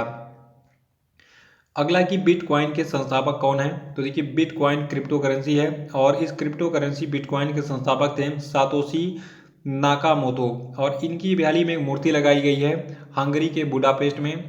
देखिए जो आपके ये सातोशी नाकामोतो है, ठीक है, तो इनकी पहली बार कहीं पे मूर्ति लग रही है और अभी हाल ही में हंगरी के बुडापेस्ट में जो है इनका भव्य कांस्य का जो है प्रतिमा का अनावरण किया गया सितंबर महीने में। अगला है कि भारत के नए नागरिक उड्डयन सचिव कौन बने? तो देखिए भारत के नए नागरिक उड्डयन सचिव बन गए हैं राजीव बंसल जी। और नेक्स्ट है कि हाल ही में भारत सरकार ने आभासी माध्यम से पहली भारत यूनाइटेड किंगडम काउंसुलर वार्ता की मेजबानी की। इस वार्ता में भारत का लीडरशिप किसने किया? तो देखिए जो ये पहली आभासी माध्यम से भारत यूनाइटेड किंगडम काउंसुलर वार्ता थी, इसमें भारत की तरफ से भारत का प्रतिनिधित्व किया देवेश उत्तम ने। देवेश उत्तम कौन है ये जानना बहुत जरूरी है, ध्यान सुनिएगा। देखिए जो आपके देवेश उत्तम है ये विदेश मंत्रालय में संयुक्त सचिव हैं वर्तमान में। इन्होंने लीड किया भारत की तरफ से इस सम्मेलन में। और देखिए ब्रिटेन की तरफ से वहाँ के प्रतिनिधि मंडल का नेतृत्व किया जेनिफर एंडरसन ने। देखिए भारत और ब्रिटेन दोनों की बात करें तो दोनों पक्ष इस वार्ता के अगले दौर को 2022 में लंदन में पारस्परिक रूप से सुविधाजनक तिथि पर आयोजित करेंगे। तो 2022 में अगली वार्ता होगी। इस बार पहली भारत यूनाइटेड किंगडम काउंसुलर वार्ता हुई है, इसको याद रखिएगा अगर 1 नंबर चाहिए। और ये आभासी रूप से हुई थी, इसका कोई आयोजन स्थल नहीं था, लेकिन अगला जो होगा वो आपका ब्रिटेन में आयोजित होगा। नेक्स्ट है कि हाल ही में केंद्रीय शिक्षा मंत्रालय ने स्कूल प्रारंभिक बचपन शिक्षक और वयस्क शिक्षा के लिए नए पाठ्यक्रम विकसित करने के लिए एक 12 सदस्यीय समिति का गठन किया है। इस समिति के अध्यक्ष कौन होंगे? तो देखिए इस समिति के अध्यक्ष होंगे के कस्तूरी रंगन। फिर से सुनिए, अभी हाल ही में केंद्रीय शिक्षा मंत्रालय ने स्कूल प्रारंभिक बचपन शिक्षक और वयस्क शिक्षा के लिए नए पाठ्यक्रम विकसित करने के लिए एक 12 सदस्यीय समिति का गठन किया है और इस समिति के अध्यक्ष बनाए गए हैं के कस्तूरी। और 302वां की हाल ही में किसने भारत ऋण समाधान कंपनी लिमिटेड नाम से एक परिसंपत्ति प्रबंधन कंपनी यानी कि असेट मैनेजमेंट कंपनी की स्थापना की है? तो देखिए केंद्र सरकार के द्वारा हाल ही में भारत ऋण समाधान कंपनी लिमिटेड यानी कि इंडिया डेब्ट रेजोल्यूशन कंपनी लिमिटेड के नाम से एक कंपनी बनाई गई है। और ये क्या करेगी? ये एक परिसंपत्ति प्रबंधन कंपनी यानी कि असेट मैनेजमेंट कंपनी है। 303वां की हाल ही में किसे ग्लोबल हेल्थ फाइनेंसिंग के लिए WHO का राजदूत नियुक्त किया गया है? तो देखिए अभी हाल ही में ग्लोबल हेल्थ फाइनेंसिंग के लिए गॉर्डन ब्राउन को WHO का राजदूत बनाया गया है। देखिए गॉर्डन ब्राउन जो है यूनाइटेड किंगडम के पूर्व प्रधानमंत्री रह चुके हैं। और 304वां प्रश्न है कि हाल ही में RBI के द्वारा मास्टर कार्ड पर नियामक प्रतिबंध के बाद यस बैंक ने अपने ग्राहकों को क्रेडिट कार्ड प्रदान करने के लिए किसके साथ में साझेदारी की है? तो देखिए एक कंपनी वीज़ा है। RBI के द्वारा मास्टर कार्ड पर नियामक प्रतिबंध के बाद यस बैंक ने कहा है कि ये अपने ग्राहकों को जो है अब क्रेडिट कार्ड प्रदान करेगा वीज़ा की मदद से।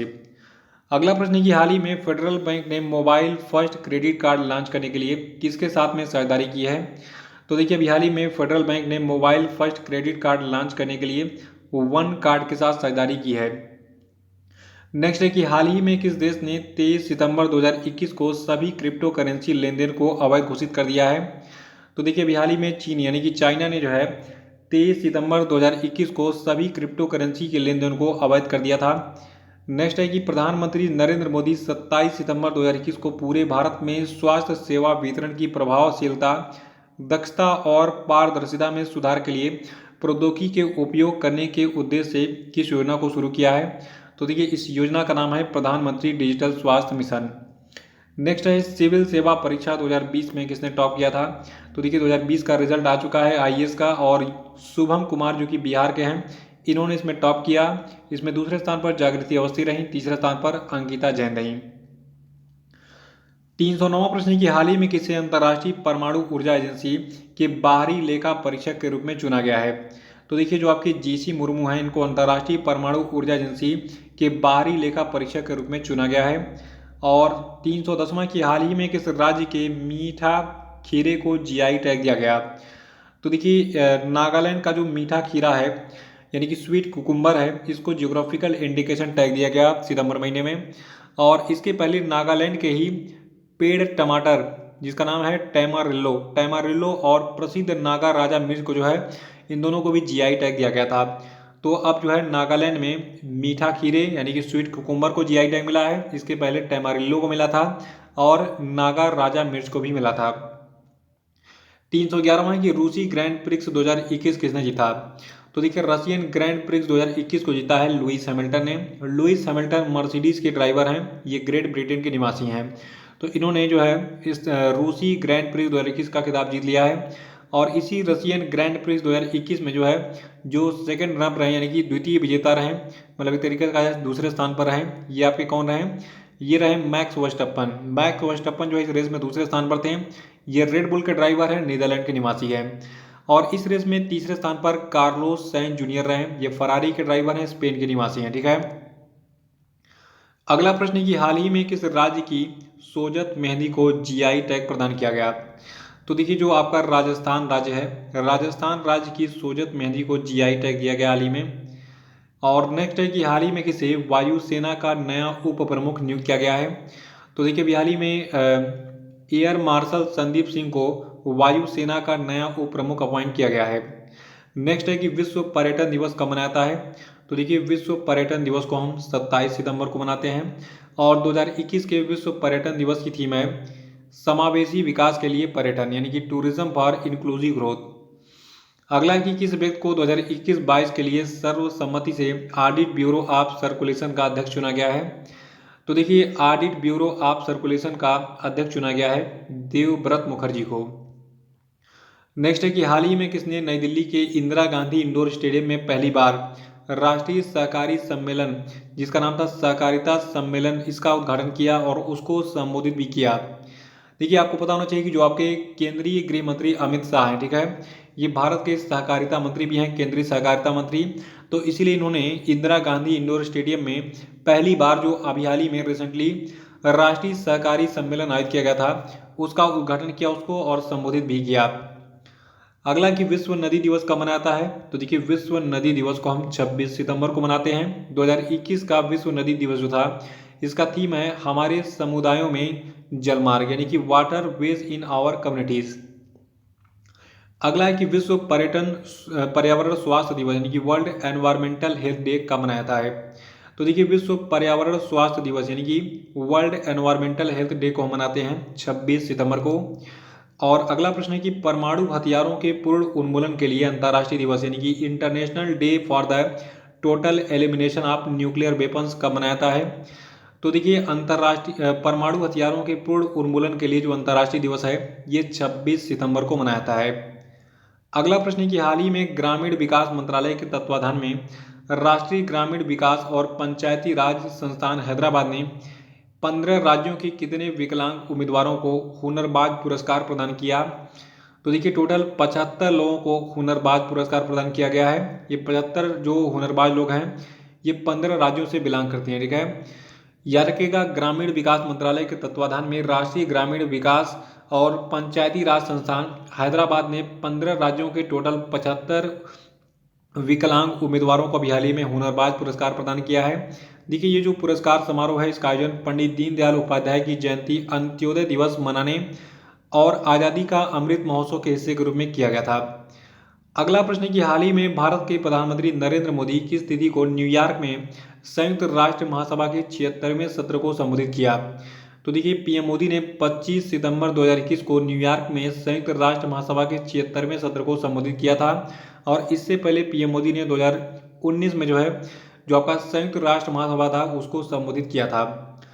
अगला कि हाल ही में किस प्रसिद्ध महिला अधिकार कार्यकर्ता और लेखिका का निधन हो गया? तो देखिए ये महिला अधिकार कार्यकर्ता और लेखिका भी थी कमला बसीन। अगला कि केंद्रीय वित्त मंत्री निर्मला सीतारमण ने वर्ष 2030 तक कितने हजार अरब डॉलर के निर्यात का लक्ष्य रखा है? तो देखिए भारत के जो वित्त मंत्री ने उन्होंने टारगेट बनाया कि 2030 तक जो भारत में निर्यात है ये बढ़ाकर 2000 अरब डॉलर तक का कर दिया जाएगा। अगला कि हाल ही में भारतीय वनस्पति सर्वेक्षण ने अपने नए प्रकाशन प्लांट डिस्कवरी 2020 में भारत की वनस्पतियों में कितने नई प्रजातियों को जोड़ा है?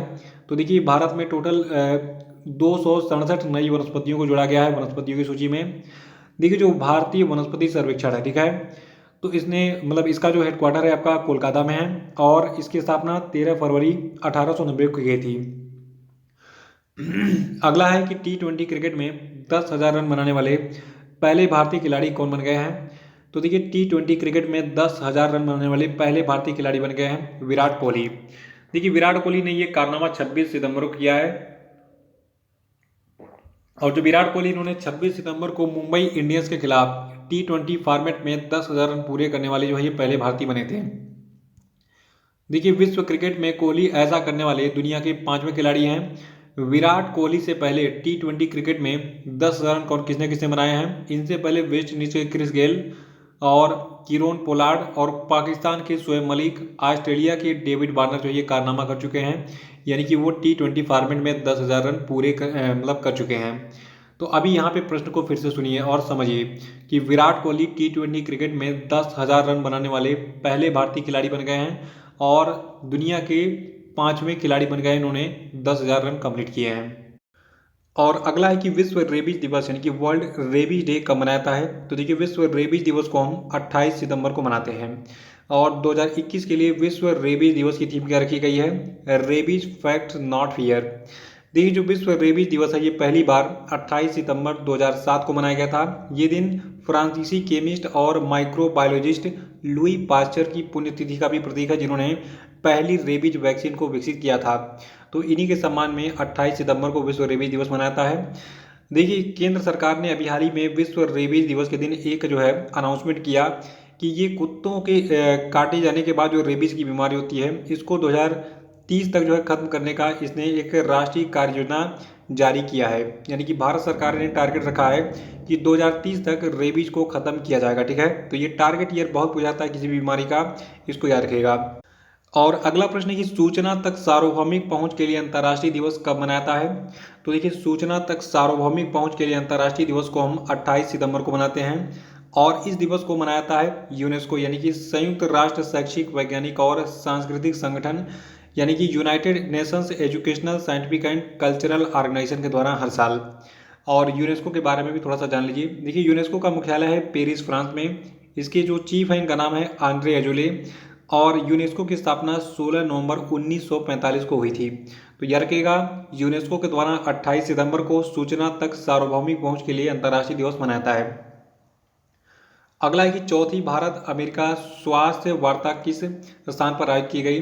तो देखिए जो चौथी भारत अमेरिका स्वास्थ्य वार्ता है ये नई दिल्ली में आयोजित की गई अभी हाल ही में केंद्रीय स्वास्थ्य और परिवार कल्याण राज्य मंत्री डॉक्टर भारती प्रवीण पवार ने नई दिल्ली में आयोजित चौथे भारत अमेरिकी स्वास्थ्य संवाद में भारतीय प्रतिनिधिमंडल का नेतृत्व किया था। और जो ये चौथा भारत अमेरिकी स्वास्थ्य वार्ता था, तो इस संवाद के लिए अमेरिकी प्रतिनिधिमंडल का नेतृत्व किया था अमेरिकी स्वास्थ्य और मानव सेवा विभाग में वैश्विक मामलों के कार्यालय की निदेशक सुश्री लोइस पैस ने। अगला है कि हाल ही में किस देश के क्रिकेटर मोइन अली ने टेस्ट क्रिकेट से संन्यास लेने की घोषणा की है। तो देखिए, मोइन अली जो है इंग्लैंड के क्रिकेटर थे, इन्होंने टेस्ट क्रिकेट से संन्यास लेने की घोषणा कर दी है। और आपको बता दूं, जो आपके मोइन अली हैं, ठीक है, तो ये टेस्ट क्रिकेट से संन्यास लिए हैं। T20 में खेलेंगे ये और वनडे मैच में भी खेलेंगे, ठीक है, यानी कि सीमित ओवरों के मैच को खेलना ये जारी रखेंगे। अगला कि हाल ही में मास्टर कार्ड इंक ने किसे अपने वैश्विक ब्रांड एम्बेसडर के रूप में नामित किया है। तो देखिए, मास्टर कार्ड इंक ने मैग्नस कार्लसन को अपना वैश्विक ब्रांड एम्बेसडर बनाया है। मैग्नस कार्लसन एक शतरंज खिलाड़ी हैं नॉर्वे के, ठीक है, इसको याद रखिएगा। मास्टर कार्ड कंपनी की बात करें तो ये जो है एक फाइनेंशियल कंपनी है। इसके CEO है माइकल माइबेक और इसकी स्थापना 16 दिसंबर 1966 को हुई थी। इसका मुख्यालय अमेरिका के न्यूयॉर्क में है। अगला कि हाल ही में किस चक्रवाती तूफान के पश्चिमी मध्य बंगाल की खाड़ी के ऊपर से टकराने के बाद ओडिशा और आंध्र प्रदेश के लिए रेड अलर्ट जारी किया गया। तो देखिए, अभी हाल ही में गुलाब नाम का एक चक्रवाती तूफान आया था और ये चक्रवाती तूफान प्रभावित किसको करेगा, ओडिशा और आंध्र प्रदेश को। और देखिए, जो चक्रवात गुलाब है, ठीक है, तो इसको नाम किसने दिया चक्रवात गुलाब का।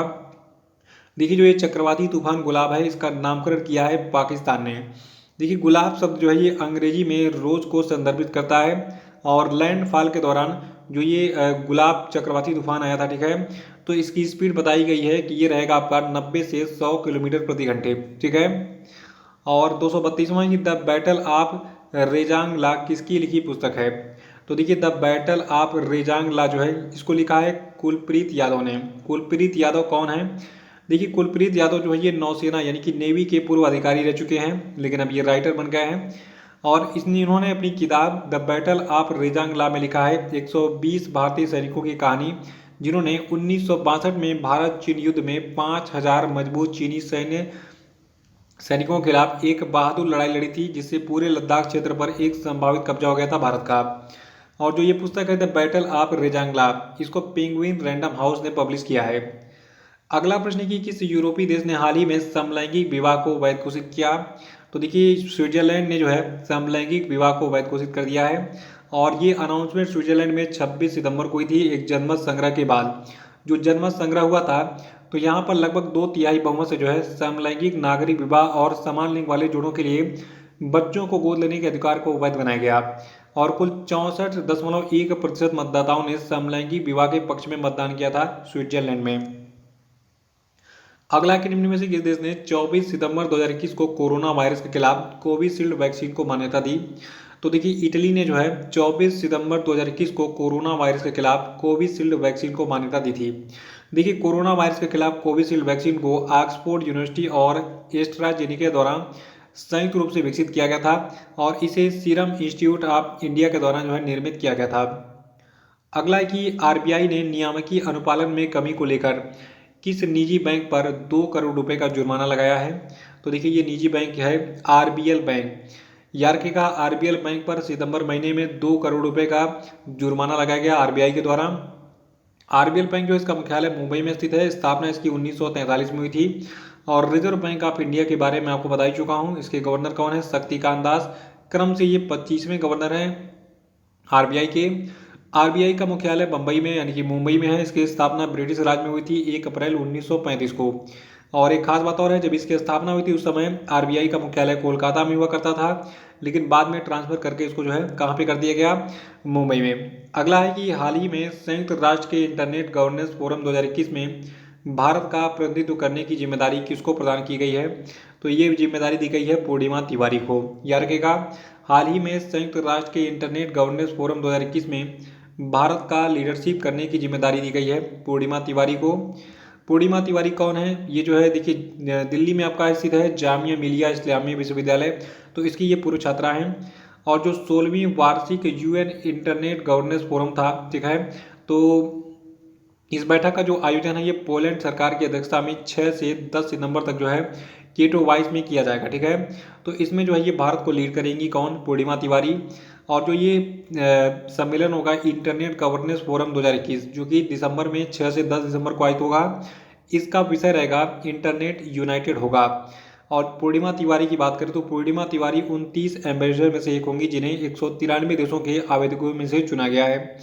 तो याद रखिएगा इंटरनेट गवर्नेंस फोरम 2021 में भारत का लीडरशिप करेंगी पूर्णिमा तिवारी जी। अगला है कि गुजरात विधानसभा की पहली महिला स्पीकर किसे नियुक्त किया गया है। तो देखिए गुजरात विधानसभा की पहली महिला स्पीकर बनी है नीमाबेन आचार्य। नीमाबेन आचार्य जो है ये गुजरात विधानसभा की पहली महिला अध्यक्ष बनी है। अब तक कोई भी महिला जो है गुजरात विधानसभा की स्पीकर नहीं बनी थी, ठीक है। तो इसीलिए ये प्रश्न इंपॉर्टेंट बन जाता है।